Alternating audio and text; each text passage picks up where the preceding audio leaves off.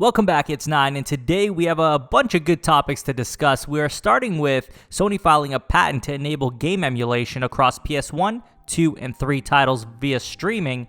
We are also talking about a Sony investor presentation pointing to PS5 streaming focus and possibly streaming new releases. And lastly, we're going to be talking about the impact The Last of Us Part 2 Metacritic review bombing had on Metacritic going forward. But before we get into that, if you haven't subscribed already, hit that subscribe button, hit that notification bell to get notified about all my upcoming videos, and hit the like button. It helps the channel a ton. Now let's get right into it. This article comes from PSU.com titled "Sony Files a Patent to Enable Game Emulation Across PS1, 2, 3 Titles via Streaming." This was found by @Renka_schedule on Twitter. The patent was filed this year and shows what clearly looks like a PS1, PS2, and PS3 being emulated onto a separate screen via cloud gaming, which would presumably be PlayStation Now. And if we look at the translation of the tweet with text from Japanese patent, it reads as follows: "A large number of game titles across PS1, PS2, PS3, and various generations of game consoles can be stored and used via the cloud game library. These games can be run on a virtual machine that mimics the operating system associated with each game console." So as always, patents don't always end up coming to fruition, and that's something we already know. We've discussed patents many times on this channel, but I have one concern about all of this. So number one, it's great that we're going to be able to play PlayStation 1 through 3 games through cloud streaming. That's excellent. I think that that's a great option for people to have. Number two, if this is a thing that we can do through emulation, through the cloud, being able to play all these games, are we going to be able to do this on our PS5s? Are we going to be able to emulate games straight from our PS5s? Or is this going to be a case where they want us to subscribe to PS Now and they want us to only be able to really have backwards compatibility through PS Now? I don't think that's fair, if that's the case. But if it's not the case, then I think we have a big surprise in store for us. Because if they're able to emulate it through PS Now, why wouldn't they be able to emulate it on a PS5 console?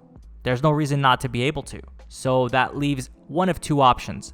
Number one, they're trying to push PS Now heavily, and it doesn't matter what they're jeopardizing just to push PS Now. Or number two, we are going to get a big surprise letting us know that we are able to emulate PS1 to PS3 games onto PS5.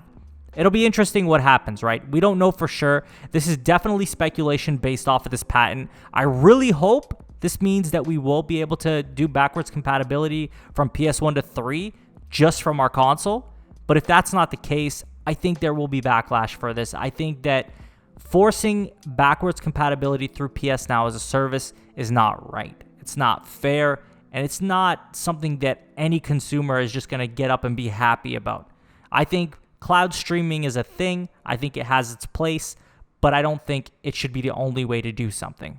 On to the next topic. This comes from PSU.com titled "Sony Investor Presentation Points to PS5 Streaming Focus and Possibly Streaming New Releases." A presentation slide from a Sony investor meeting last year appears to show that the PS5 will have a significant streaming focus, and that you may even be able to stream new games instead of downloading them. There is a slide that shows a 3-pronged focus, offering retail games, digital downloads, and streaming games. This also comes right after Sony claimed that they will be strengthening marketing support and the quality of content on PlayStation Now, which we have seen somewhat already. So basically, they have this image up, and they show that there are many different ways to play games. So you can buy it through the disc, which would be the Blu-ray disc. You can download a digital copy, or you can stream it. So I don't imagine that they're going to allow you to just stream it as part of PS Now. I think what it's going to be is you can purchase a game and you can stream the game instead of downloading it immediately and having to wait for it to download and then play it. Maybe allowing us to stream first and then in the background it's downloading. But then again, it also depends on your internet connection. I also agree that this is probably not going to be something that's at launch.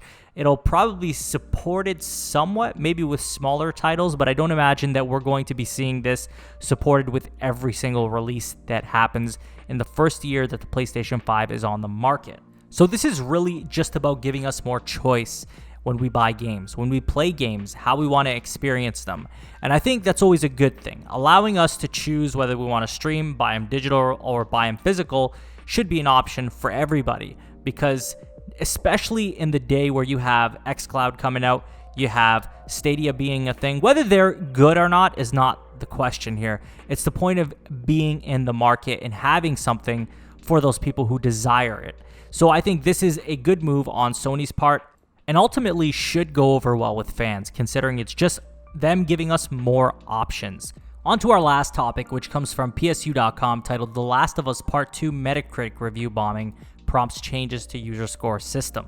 Instead of users now able to post their review scores on a release date, Metacritic has now revamped the system so that you have to wait for a few days, encouraging users to spend some time playing the game.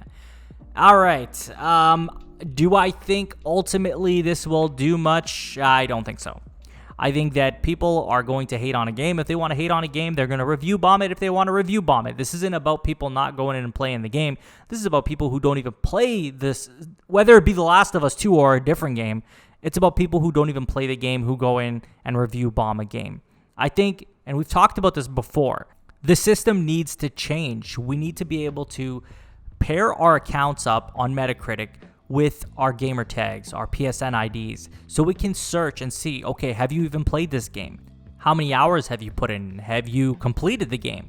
These are all important questions when we want to know if a score has any weight to it at all. And ultimately, I think a lot of people might say, well, why does a user score even matter? And it really doesn't, depending on the person, right?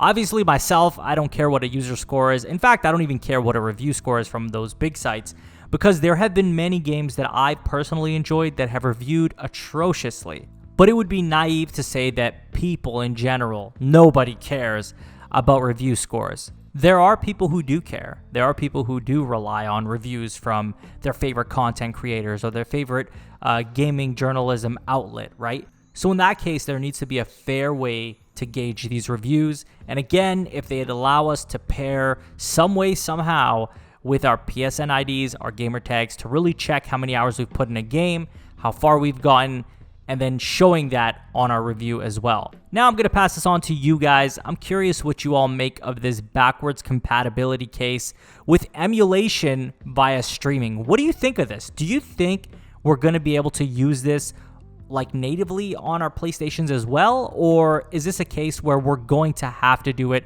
through PS Now? Also, what do you make of this ability to stream brand new games, likely through paying full price for them, and then being able to download them as well as just, digital copies on your hard drive? And lastly, what do you make of the new changes on Metacritic? Do you really think they're going to make a big difference in the grand scheme of things? Let me know in the comments. As always, please like, subscribe, hit that notification bell to get notified about all my upcoming videos. Follow me on Twitter. Link will be in the description. Share this video with a friend, and I will talk to you guys tomorrow. Take care.